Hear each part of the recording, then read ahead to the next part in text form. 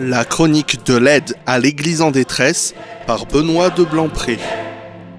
Chers amis, alors que l'écho médiatique sur la Terre Sainte s'estompe depuis le cessez-le-feu négocié entre Israël et le Hamas au mois d'octobre dernier, la bande de Gaza continue, quant à elle, à s'enfoncer dans une crise humanitaire et sanitaire sans précédent. Et ce serait une lourde erreur de penser que la guerre appartient désormais au passé. Parce que aujourd'hui, la souffrance demeure. Le curé catholique de Gaza, le père Gabriel Romanelli, nous le dit avec tristesse. La situation reste très grave dans toute la bande de Gaza, la guerre n'est pas finie, même si médiatiquement elle le semble. Et le père Romanelli ajoute, les bombardements se poursuivent, des maisons sont détruites, des morts et des blessés continuent d'être recensés. Ainsi, à l'heure où je vous parle, chers auditeurs, Gaza est dans une situation catastrophique et des milliers de personnes sont plongées dans la plus grande désolation. Les signes d'espoir, à vue humaine, sont bien faibles.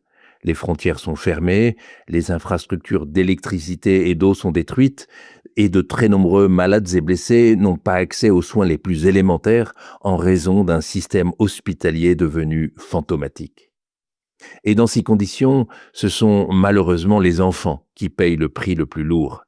Selon des informations de l'UNICEF relayées par le curé de Gaza, 100 enfants gazaouis sont morts depuis le cessez-le-feu du mois d'octobre, soit presque un enfant par jour.